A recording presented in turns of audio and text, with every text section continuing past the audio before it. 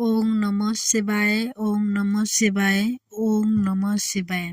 নমস্কার দর্শক বন্ধুরা, ধর্মকথা চ্যানেলে জানাই আপনাদের সুস্বাগতম। আশা করছি ঈশ্বরের কৃপায় আপনারা সকলে ভালো আছেন এবং সুস্থ রয়েছেন।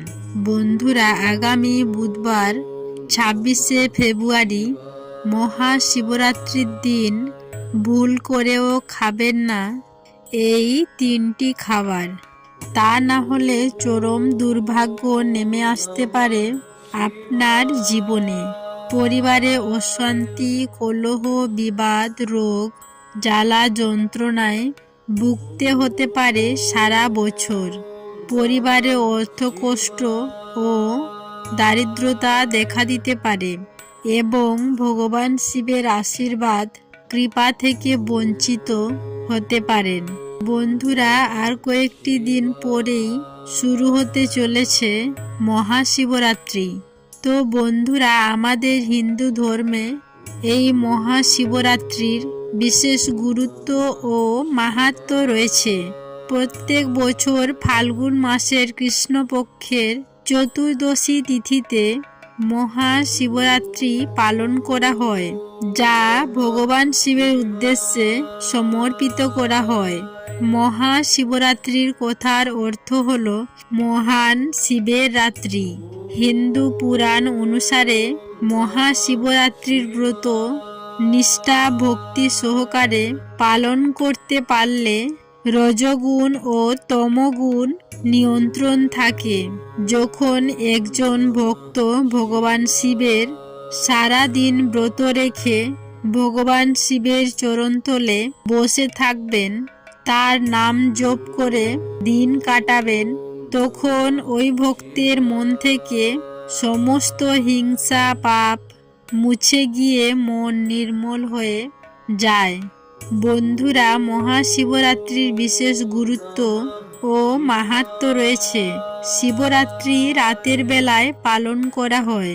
এটা মানা হয়ে থাকে যে এই দিন ভগবান শিব ও মাতা পার্বতীর বিবাহ হয়েছিল। তাই এই দিনটি সমস্ত হিন্দু ধর্মাবলম্বী মানুষদের কাছে অত্যন্ত গুরুত্বপূর্ণ একটি দিন।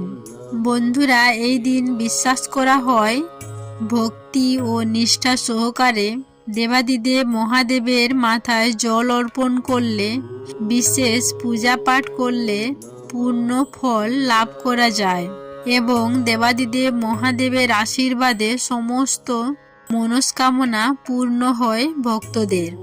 এছাড়াও শাস্ত্র অনুসারে এই পবিত্র দিনে এমন কিছু নিয়মবিধি রয়েছে, এই নিয়মবিধিগুলি মেনে চলা উচিত। শাস্ত্র অনুসারে এই দিন খাদ্য খাওয়ারের বিশেষ নিয়মবিধি রয়েছে, যা আমাদের সকলের মেনে চলা অতি অবশ্যই উচিত। বন্ধুরা, এমন কিছু খাবার রয়েছে যে খাবারগুলি মহাশিবরাত্রির এই পবিত্র দিনে কখনোই খাওয়া উচিত নয়। যদি ভুল করেও এই খাবারগুলি খেয়ে ফেলেন তো দেবাদিদেব মহাদেব অত্যন্ত ক্রোধিত হবেন আপনাদের ওপর। বন্ধুরা, এর ফলে আপনাদের সংসার জীবনে নেমে আসতে পারে চরম দারিদ্রতা ও দুর্ভোগ। তাই ভুল করেও মহাশিবরাত্রির দিন এই 3টি খাবার কখনোই খাবেন না। বন্ধুরা, আজকের ভিডিওতে আপনাদের জানাবো এই মহাশিবরাত্রির পবিত্র দিনে কোন 3টি খাবার ভুল করেও গ্রহণ করবেন না। বন্ধুরা, শিবরাত্রির আগের দিন অর্থাৎ আপনি যেদিন ব্রত রাখবেন তার আগের দিন রাত্রে সেটি নিরামিষ হওয়া বাঞ্ছনীয়, বা এখানে অনেকেও ফলমূল বা সুজি এগুলো খেয়ে থাকে। তো বন্ধুরা, এই খাবারটি যেন নিরামিষ হয়। এই আহারটি অতিরিক্ত তেল মশলা বিহীন সাত্ত্বিক আহার হওয়া প্রয়োজন। যদি সম্পূর্ণ নির্জলা উপবাস করতে চান, তাহলে পরের দিন অর্থাৎ শিবরাত্রির দিন ব্রহ্ম মুহূর্তে ঘুম থেকে ওঠার পর স্নান পর্ব সেরে নিয়ে পরিষ্কার বস্ত্র পরিধান করে হাতে জল এবং কিছু অক্ষত চাল নিয়ে সংকল্প গ্রহণ করুন যে আজ আপনি সম্পূর্ণ নির্জলা উপবাস রেখে বাবার পূজা সম্পন্ন করবেন। যদি সম্পূর্ণ নির্জলা উপবাস আপনি না রাখতে পারেন, অর্থাৎ শারীরিক কারণে বা অন্য কোনো কারণে যদি এই বিষয়টি করতে না পারেন, তাহলে সেক্ষেত্রেও সকালবেলায় স্নান পর্ব সারার পর বাবার কাছে এই বিষয়ে সংকল্প গ্রহণ করা প্রয়োজন যে আজকের দিনে কোনো প্রকার পঞ্চ রবিশস্যের আহার গ্রহণ করবেন না, অর্থাৎ ধান থেকে তৈরি খাবার, গম থেকে তৈরি খাবার, যব বা ভুট্টা থেকে তৈরি খাবার, ডাল জাতীয় খাবার এবং সর্ষের তেল থেকে তৈরি খাবার। আজকের দিনে যদি শিবরাত্রির ব্রত পালন করে থাকেন, তাহলে এগুলি গ্রহণ করতে নেই। তবে বন্ধুরা, আপনি ফলাহার করতে পারেন। ডাবের জল খেয়েও এই ব্রত সম্পন্ন করতে পারেন। সাদা তেলে সবজি রান্না করে সেটি গ্রহণ করেও এই ব্রত সম্পন্ন করতে পারেন। দুধ বা দুগ্ধ জাতীয় যে কোনো প্রকার সামগ্রী, অর্থাৎ মিষ্টি, সন্দেশ ইত্যাদি গ্রহণ করেও এই ব্রত সম্পন্ন করতে পারেন। অনেকেই প্রশ্ন করে থাকেন যে চা, কফি ইত্যাদি শিবরাত্রির দিন কি গ্রহণ করা যাবে?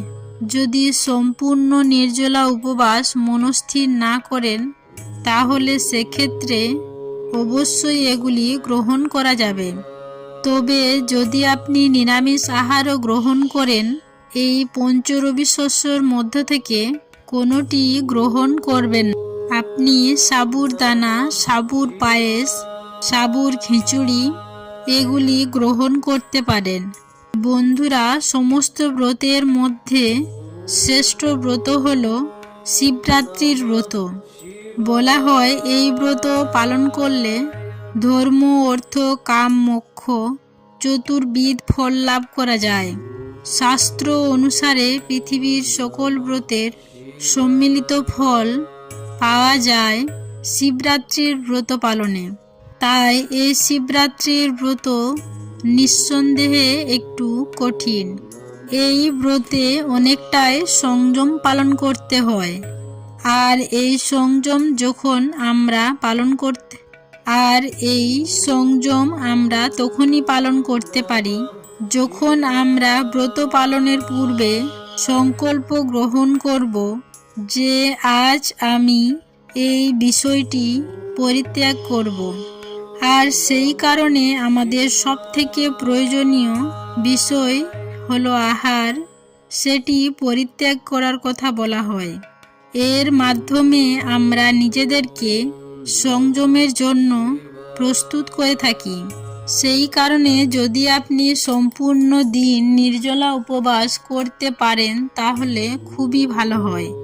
আর তা যদি কোনো কারণে সম্ভব না হয়, তাহলে এই সমস্ত জিনিসগুলি আপনি একবেলা গ্রহণ করে বাবার পূজায় নিজেকে নিয়োজিত করতে পারেন। যদি আপনি শিবরাত্রি পালন নাও করে থাকেন, তাহলে এই দিন কখনোই আমিষ জাতীয় আহার গ্রহণ করবেন না। সবজি হিসেবে আপনি আলু, রাঙা আলু, চাল কুমড়ো, লাউ ইত্যাদি গ্রহণ করতে পারেন। তবে বেগুন এই দিন খেতে নেই। যে কোনো প্রকার মিষ্ট জাতীয় ফল এই দিন গ্রহণ করে শিবরাত্রির ব্রত পালন করতে পারেন। চলুন বন্ধুরা, এবার জেনে নেওয়া যাক যে এই মহাশিবরাত্রির পবিত্র দিনে কোন তিনটি খাবার খাওয়া যাবে না। বন্ধুরা, সবার প্রথমে যে খাবারটির কথা আপনাদেরকে বলবো সেটি হলো আমিষ জাতীয় খাবার, অর্থাৎ মাছ, মাংস, ডিম, পেঁয়াজ, রসুন, মসুর ডাল ইত্যাদি। এগুলি হলো আমিষ জাতীয় খাবার। এইসব ধরনের খাবার ভুল করেও মুখে তুলবেন না। বন্ধুরা, এই পবিত্র দিনে আপনারা কোনো ধরনের নেশাজাতীয় দ্রব্য গ্রহণ করবেন না। দ্বিতীয়ত, যে খাবারটি এই দিন ভুল করেও মুখে তুলবেন না সেটি হলো বেগুন।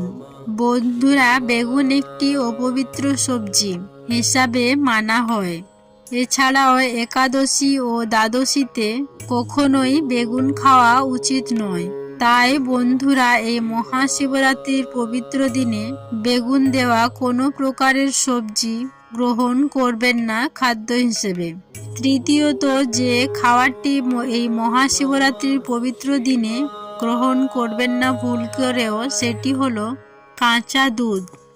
বন্ধুরা, মহাশিবরাত্রির পবিত্র দিনে শিবলিঙ্গে কাঁচা দুধ অর্পণ করা হয়। এটা মানা হয় এই দিন শুধুমাত্র বাবা মহাদেবের মাথায় দুধ অর্পণ করা হয়। তাই মহাশিবরাত্রির এই পবিত্র দিনে দুধ পান করা থেকে বিরত থাকা উচিত। এছাড়াও যারা কাঁচা দুধ গ্রহণ করেন, বিজ্ঞান মতে কাঁচা দুধে নানান ধরনের ব্যাকটেরিয়া রয়েছে। তাই বন্ধুরা, এই সময় কাঁচা দুধ খেলে নানা রকম সমস্যা দেখা দিতে পারে। মহাশিবরাত্রির এই পবিত্র দিনে ভুল করেও কাঁচা দুধ গ্রহণ করবেন না। এছাড়াও বন্ধুরা, যারা এই দিন ব্রত পালন করবেন, আটা, ময়দা, ডালের তৈরি কোনো খাবার বা পঞ্চরবি শস্য দিয়ে কোনো খাবার ভুল করেও মুখে তুলবেন না। তাহলে বন্ধুরা, আপনার ব্রত কিন্তু অসম্পূর্ণ থেকে যাবে। আপনার মনস্কামনা কখনোই পূর্ণ হবে না। দেবাদিদেব মহাদেবের কৃপা ও আশীর্বাদ থেকে বঞ্চিত হতে পারেন। এছাড়াও বন্ধুরা, মহাশিবরাত্রির পবিত্র দিনে আপনারা কোনো রকম পোড়া জাতীয় খাবার খাবেন না বা গ্রহণ করবেন না খাদ্যরূপে। অনেকে বন্ধুরা রয়েছেন আপনারা পোড়া জাতীয় খাবার খেতে ভালোবাসেন, যেমন বেগুন, টমেটো, আলু, ঢেঁড়স।